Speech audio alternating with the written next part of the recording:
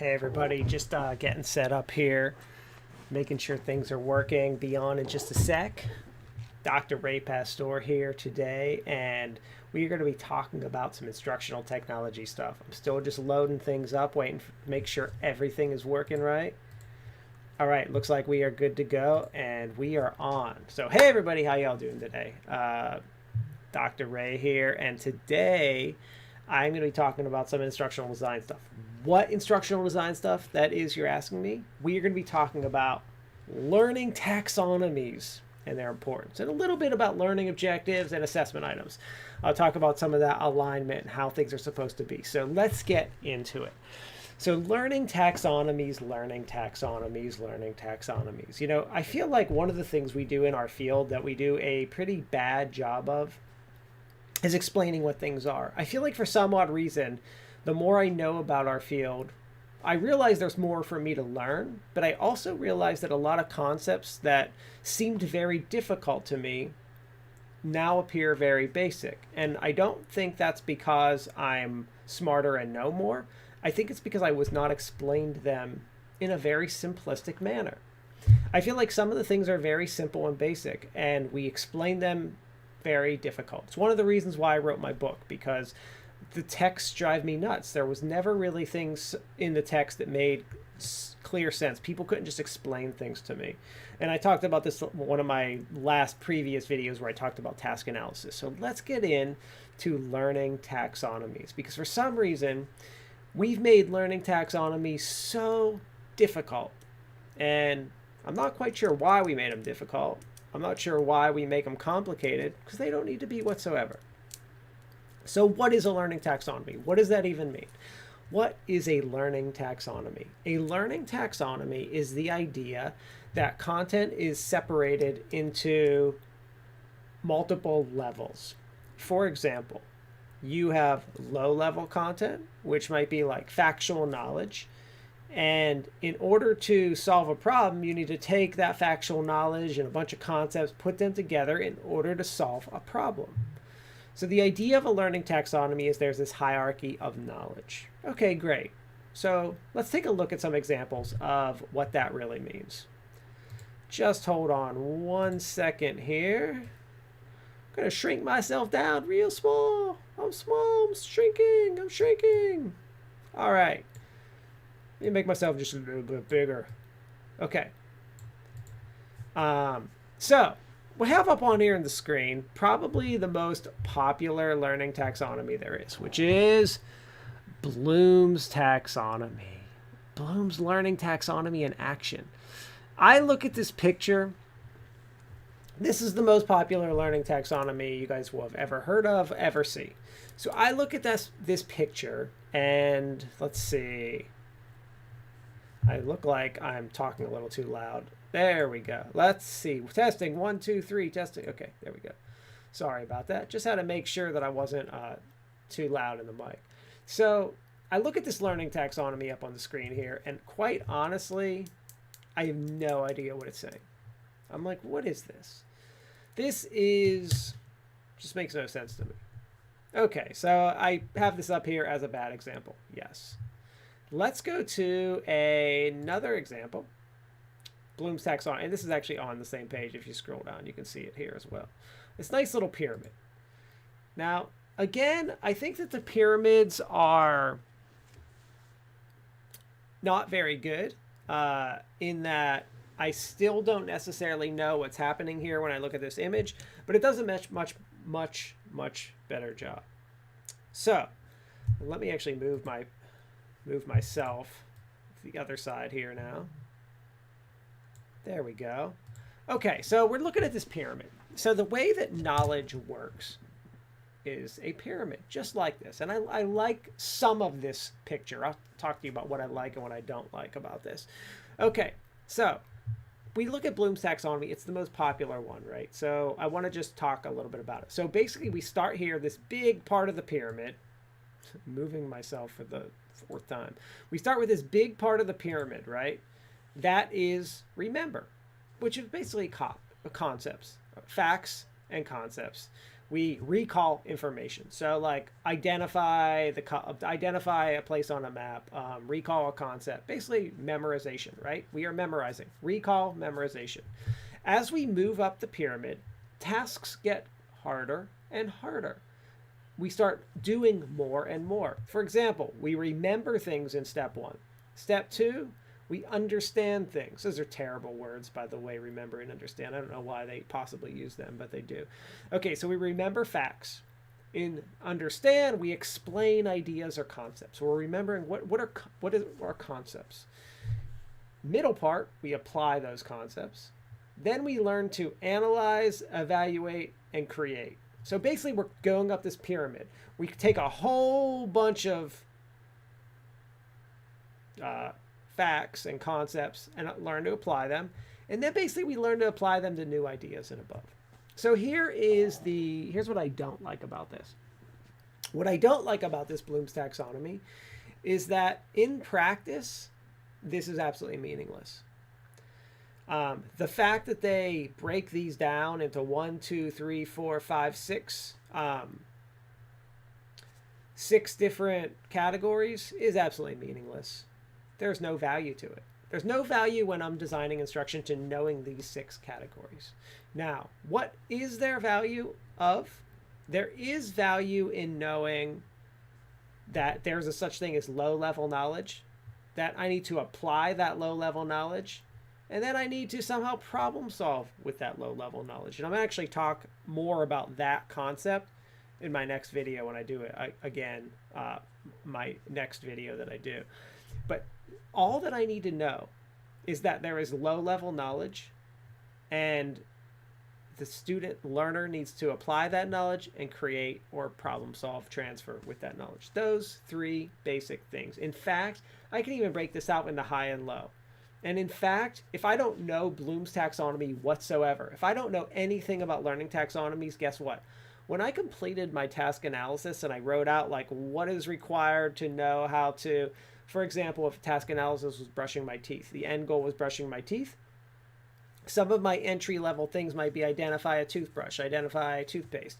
Without me knowing what a learning taxonomy is, I would still have the information presented correctly in my content because of my task analysis. So the idea of the learning taxonomy is almost baffling to me in some regard, that we focus so much on it and spend so much time talking about Bloom's taxonomy when in practice we don't even use it. So that's just an interesting thing to me, but it's something that we do. I do want you to at least understand these learning taxonomies. We have Gagne's taxonomy, which breaks things up into like facts, concepts, application, like rules, procedures, and then problem solving. I like that a little better because it's broken up more. But I personally, when I break things up, I like to break it up into high and low. Is this a low-level concept that needs to be presented first, or like fact and concept, or is this something that's more challenging to the learner? And that is how I break it up, and it's all done in my task analysis. I really don't use any kind of learning taxonomy whatsoever when I'm realistically designing instruction. So be aware of that. It's something to pay attention to.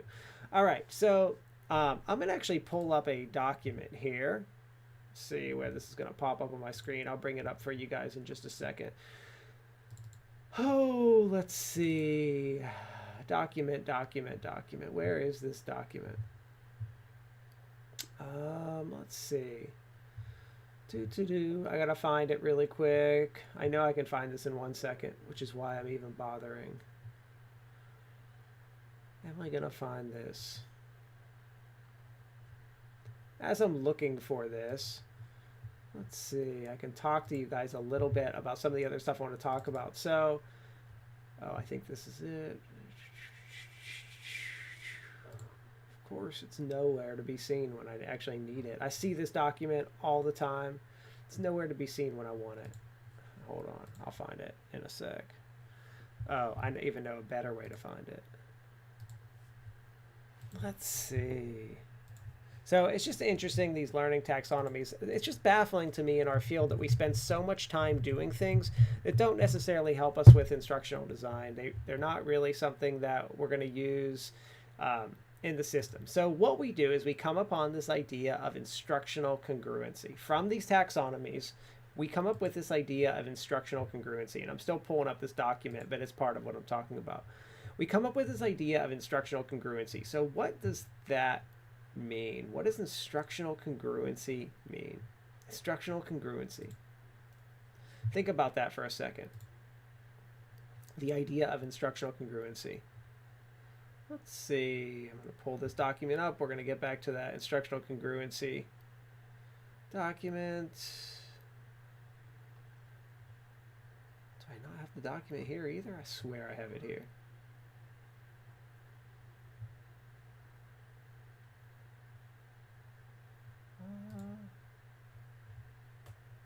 Here we go. Perfect. Okay. Pulling this up for you guys. All right, so we got one document. Let me see if there's another one that I want to show you here.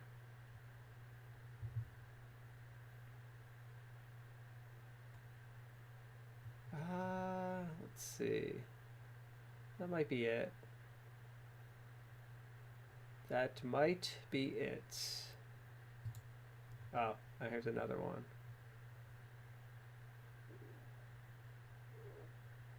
Okay, cool. Let me pull this up too. All right, so we have this idea of instructional congruency. So basically this idea of instructional congruency is that, hold on, I see up on my screen, my picture's in the way. There we go. So we have this idea of instructional congruency, and basically what it tells us is that our task that we have defined in our task analysis must be aligned with our learning objective, which is aligned with our content, which is aligned with our assessment item. So where does if I'm doing this correctly, and I've defined all my tasks, where does the taxonomy fit into this? Where does the taxonomy fit in? So here's what instructional designers tell us where the taxonomy fits in. The taxonomy fits in this objective, making sure that what I'm doing actually matches my content, right? The thing is, without me knowing about a learning taxonomy, I'm still, as long as I've defined the task and know what the actual task is, I don't really need a learning taxonomy to tell me how to do this. And I feel like when designing real instruction, I just don't use it. So here, let me just show you this example up here that I have up on the screen. So these are 3 different learning taxonomies. Actually, the third one is one that me breaking it down. We have Bloom's, knowledge, comprehension, application, analysis, synthesis, evaluation. It's actually the old version of Bloom's, right? Then we have Merrell's taxonomy, which is facts, concepts, rules, procedures, and problem solving. And realistically, how do we ever use this when we're building our task analysis? Oh, this is low-level stuff. Oh, this is application stuff used. Oh, and this is high-level stuff. That's it. We don't need to break it down further. So it's always confused me that we've done it that way. So anyway, I'm always curious to hear about other instructional designers, how they're really using this. Like some people will say like, oh, it helps me, like Bloom's helps me. Let's see, pull up this one. Right here, I can pull it up. Like it helps me write my learning objectives, like for the behaviors and stuff. But like I don't think it does that at all. I don't think it helps me write my learning objectives whatsoever. I don't really know why it should. Like, am I defining stuff? Is that what the learners are doing, or are they executing it? And why is it that I can probably use the word solve in like all 4 of these? So if I can use the word solve, so the reason that I started to come up with this idea that these learning taxonomies didn't help me design instruction was during graduate school. So what I had to do when I was working on my Ph.D. is I had to explain why each objective was in a different level of Bloom's taxonomy. And what I realized is that the whole class, including myself, had a lot of difficulty. We could pretty easily separate these 3, and then I could say which one was in these, but between these 3 things here, sometimes we had a lot of difficulty. There were certain objectives that could almost fit in all 3, and I had a difficult time arguing which would fit in which. And I thought to myself, well, that's weird. So which one is it? And my instructor said, well, there's not really a right answer. It doesn't really matter. And I thought, well, that's interesting. So then why do we have these three categories? What's their value added to the design process? And there isn't one. It doesn't matter which of the three categories then. I just know it's high level knowledge. That's all that matters. That's all that matters. Okay, so let's go back to this idea here. 'Cause there's another thing I want to talk about, which is instructional congruency. So as I just said, the idea of instructional congruency is that my task is aligned with my learning objective, which is aligned with my content, which is aligned with my assessment. Task, objective, content, assessment. What does that mean? So I'm actually working with a client right now, and I'm trying to explain this concept to them. And I always find that clients, the first time you work with them, they have difficulty understanding the value of doing this and why it's important. Okay, so I'm at the point with them where I've defined my tasks, and now I'm defining my objectives and getting them to align their tasks with their objectives and understand why that's important. So here's why it's important. I have this list of tasks, right? If I don't have an objective that is using each task, then I'm not teaching everything, right? Okay, so stay with me for a sec. Then for content, I don't need to put all my content here, but I need to say like what my content is going to be. This is actually an example one of my students did years ago about like primates, I believe. It was something like that. She's talking about quadrupeds. She's did something about it was something about primates, maybe even dinosaurs. I don't know, something like that. This is just the example. So, what is my objective? How am I going to present that learning objective? And then how am I going to assess that learning objective? Now, why is this important? This is important because if I don't know my tasks or my objectives and I just develop content, how do I know I've taught all the right stuff? And then if I don't have an assessment item for each objective, how do I know my students learned it? So before I start writing my content, I do this piece. This is where I'm at right now in my current process with the client. So we are writing our objectives and figuring out how we're going to present our content. Then once we do that, we're going to talk about how are we going to assess each of these objectives. Once we've done that, we're ready to start designing because we now know that all my objectives are going to be taught in the content and all my objectives are going to be assessed. That way, if like an accreditor or someone ever wants to check my course for validity, this is one of the ways they would do it. They would check to ensure that these things were lined up.